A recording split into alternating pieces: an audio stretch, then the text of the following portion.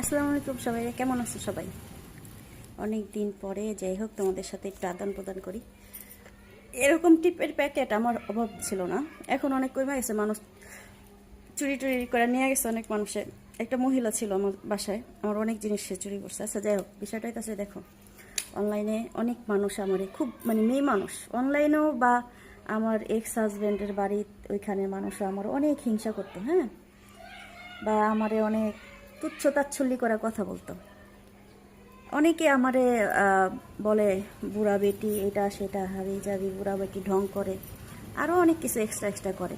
তো যারা এটি কও ভাই, আমি যদি ঢং দেখাই, বিশ্বাস, তোমাদের একটা বিশ্বাসের কথা বলি, আমি যদি ঢং শুরু করি তোমরা কেউ আমার কাছে টিকবা না।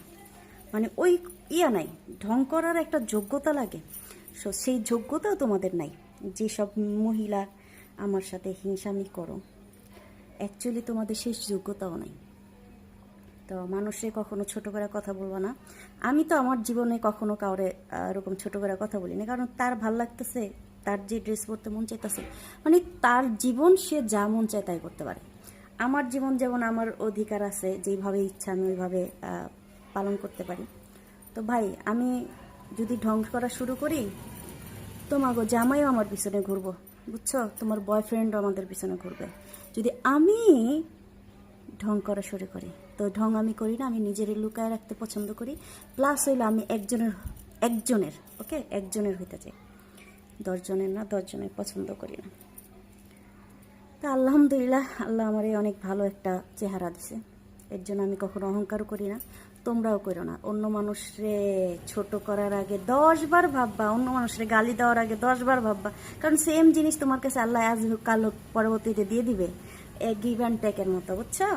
আল্লাহ কখনো কারো কারো ঋণ অপূর্ণতায় রাখে না। আমার কাছে ঋণী হয়ে যাবে, তুমি আমার একটা গালি দিলা, আমার একটা বকা দিলা, আমার একটা খারাপ কথা বলা, তার মানে কি জানো, তুমি আমার কাছে ঋণী হয়ে গেলা। অ্যান্ড আল্লাহ এই ঋণ সুদে আসলে সব কিছু পুছায় দেয়, বুঝতে পারছো? তো ভালো থেকো বইনেরা। আর যেসব ভাইয়ারা আমারে বুড়ি বুড়ি ডুই ডেক্কা মেক্কা, বুড়া বয়সে আমি ঢং করি, আমার এক্স যারা আছে তারা আর কি আমার এনে এইসব কথা বলে।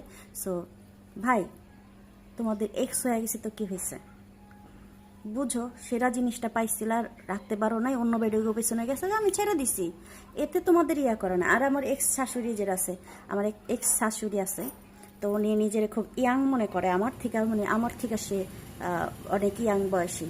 তো এই যে আফা, আপনি রেডি থাকেন, আমি যেদিন বাচ্চা কাচ্চা হইব আমার, ওই দিন আপনারও বাচ্চা কাচ্চা জানি নিয়েন, ঠিক আছে? দুজনে একসাথে বাচ্চা কাচ্চা নিমনে, ভালো থাকেন, ঠিক আছে?